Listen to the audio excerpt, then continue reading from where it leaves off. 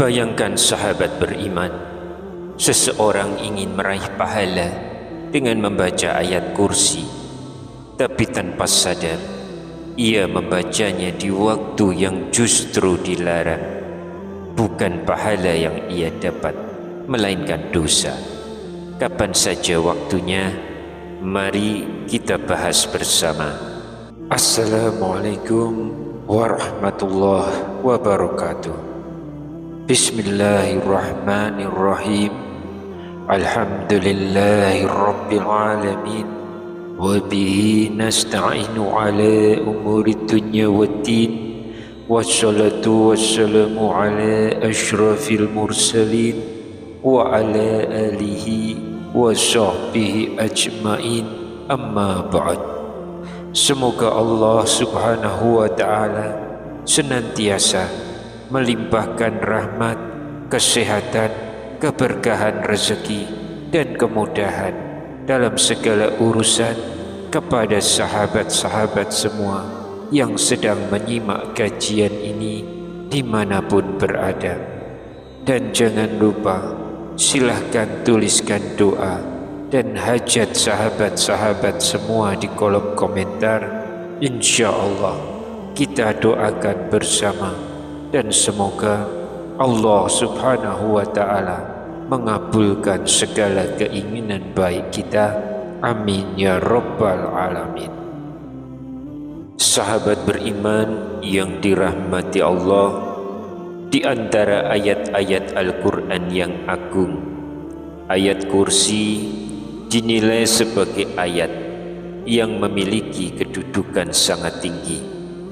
Meskipun seluruh ayat Al-Quran mulia, namun ayat ini memiliki keutamaan tersendiri karena berisi tentang tauhid, keesaan Allah serta kekuasaannya yang mutlak. Keutamaan membaca ayat kursi erat kaitannya dengan perlindungan dari Allah subhanahu wa ta'ala. Dalam hadis sahih riwayat Al-Bukhari dari Abu Hurairah radhiyallahu anhu, Rasulullah sallallahu alaihi wasallam bersabda bahwa siapa yang membaca ayat kursi setiap selesai solat fardu, maka tidak ada yang menghalanginya masuk surga kecuali kematian. Ini menunjukkan derajat dan kemuliaannya. Adapun riwayat yang menyebutkan bahwa ketika ayat kursi diturunkan, beribu-ribu malaikat mengiringinya, seluruh berhala jatuh, mahkota para raja terlepas, para penguasa merunduk, setan berlarian, dan para malaikat bersujud. Maka riwayat ini dinilai dhaif atau lemah dan tidak dapat dijadikan hujah.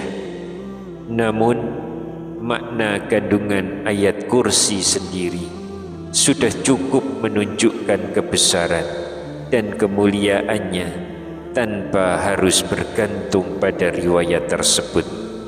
Pertanyaan penting yang bisa kita renungkan, bagaimanakah kedudukan ayat kursi dalam Al-Quran? Apa saja keutamaan yang dijanjikan bagi orang yang membacanya? Benarkah ada waktu yang terlarang untuk membaca ayat kursi? Apa ganjarannya jika melanggar larangan tersebut?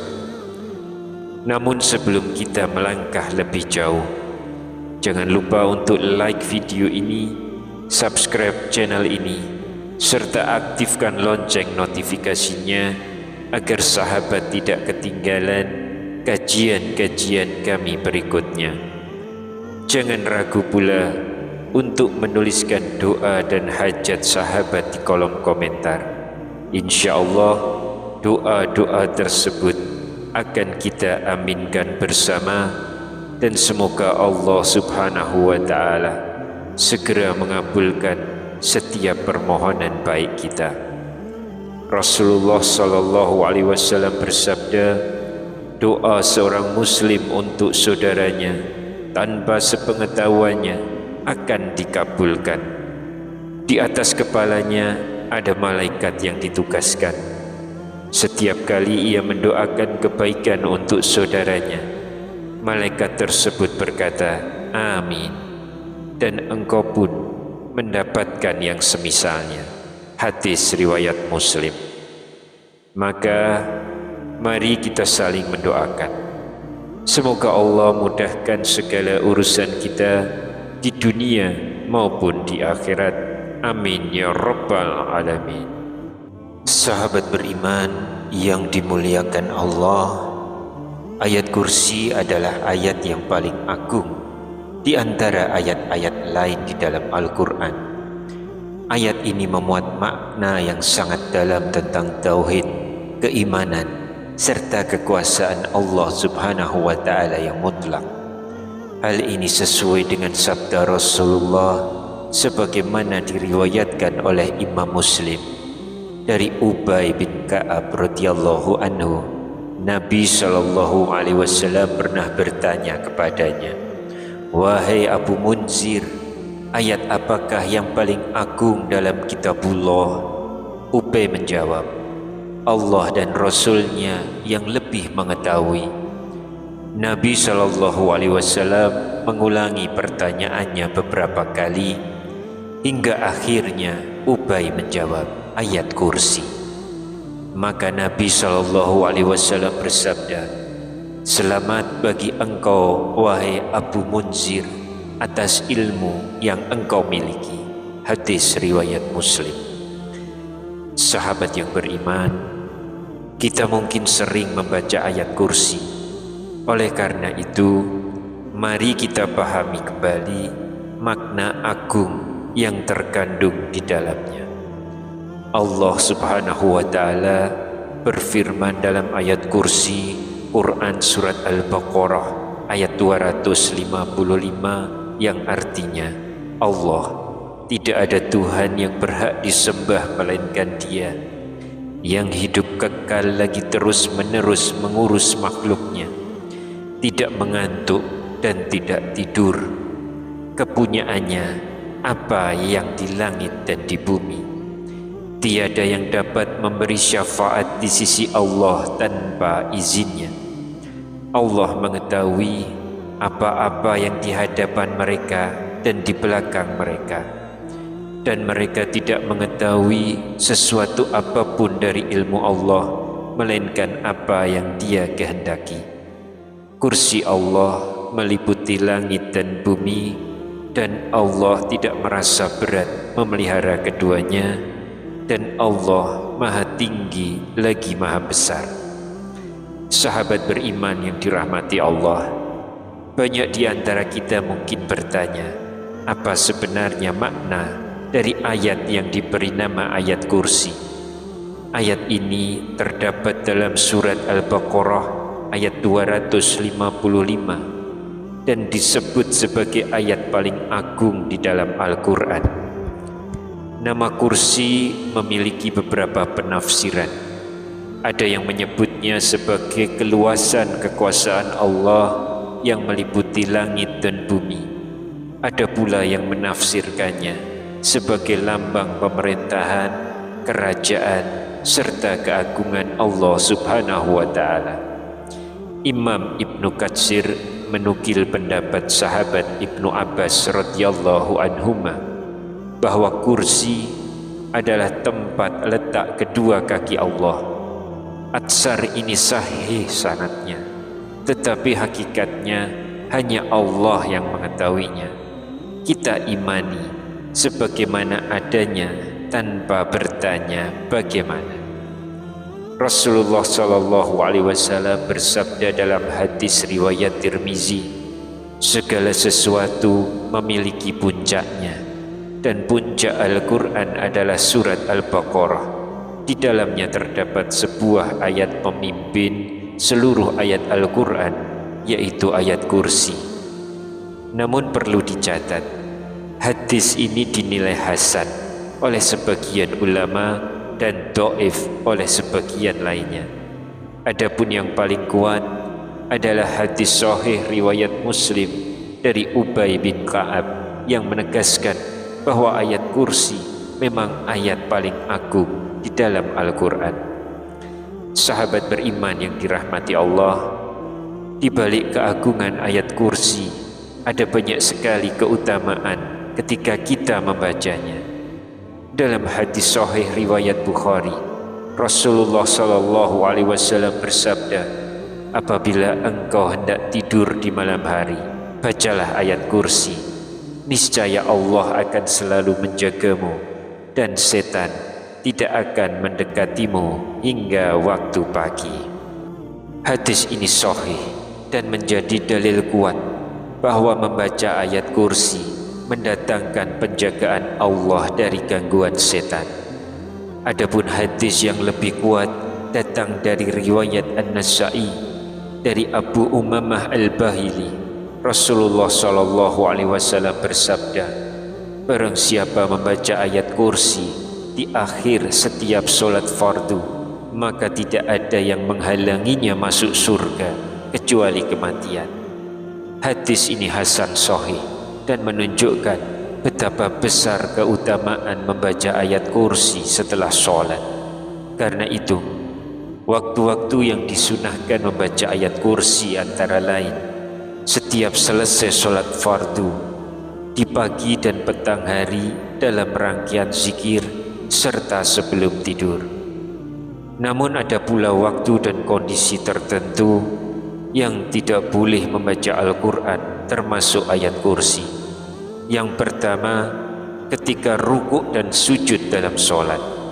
Rasulullah SAW bersabda, ketahuilah, aku dilarang membaca Al-Quran ketika rukuk dan sujud. Maka agungkanlah Allah ketika rukuk dan perbanyaklah doa ketika sujud, karena doa di dalamnya lebih layak untuk dikabulkan. Hadis riwayat Muslim. Hadis ini sahih dan menjadi dasar bahwa membaca ayat Al-Quran termasuk ayat kursi tidak boleh dilakukan saat rukuk dan sujud. Saat itu yang diperintahkan adalah tasbih, takbir, dan doa. Yang kedua, ketika berada di toilet atau tempat najis. Membaca Al-Quran di tempat najis dianggap tidak pantas dan bertentangan dengan adab terhadap kalamullah. Para ulama berijma' bahwa Al-Quran harus dibaca di tempat yang suci dan terhormat. Ibnul Qayyim menjelaskan dalam I'lamul Muwaqqi'in bahwa membaca Al-Quran di tempat najis adalah bentuk merendahkan kesucian Al-Quran. Maka jika seseorang berada di toilet atau kamar mandi, ia tidak boleh membaca Al-Quran dengan lisan, baik satu ayat maupun sebagian ayat.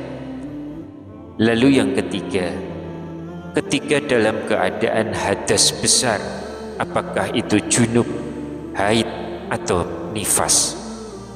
Terdapat hadis riwayat Tirmizi dan Ibnu Majah, wanita haid dan orang junub tidak boleh membaca Al-Quran walaupun satu ayat. Hadis ini diperselisihkan. Sebagian ulama menilainya dhaif, sebagian menilainya hasan.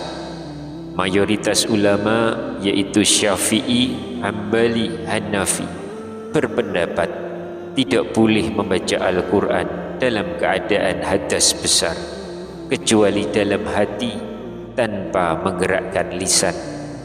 Namun mazhab Maliki membolehkan wanita haid membaca Al-Quran jika ada kebutuhan, misalnya mengajarkan atau takut lupa hafalan. Jadi yang lebih hati-hati adalah kita tidak membaca Al-Quran saat junub, haid, atau nifas sampai kita suci kembali. Yang keempat, ketika sangat mengantuk. Rasulullah SAW bersabda, apabila salah seorang dari kalian solat dalam keadaan mengantuk, hendaklah ia tidur terlebih dahulu sampai ia sadar dengan apa yang dibacanya. Sebab bisa jadi ia ingin beristighfar, tapi justru mencaci dirinya sendiri. Hadis riwayat Muslim.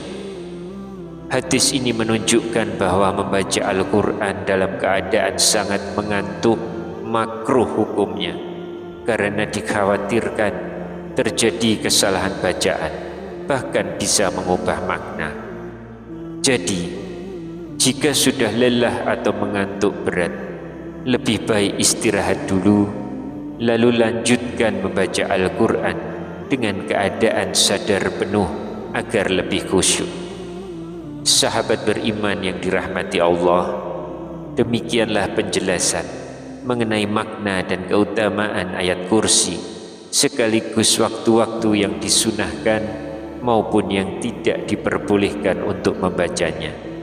Semoga dengan memahami hal ini, kita semakin semangat membaca ayat kursi di waktu yang dianjurkan, sehingga memperoleh keberkahan, penjagaan, dan janji surga dari Allah Subhanahu wa Ta'ala. Wallahu a'lam bishawab. Wassalamualaikum warahmatullahi wabarakatuh.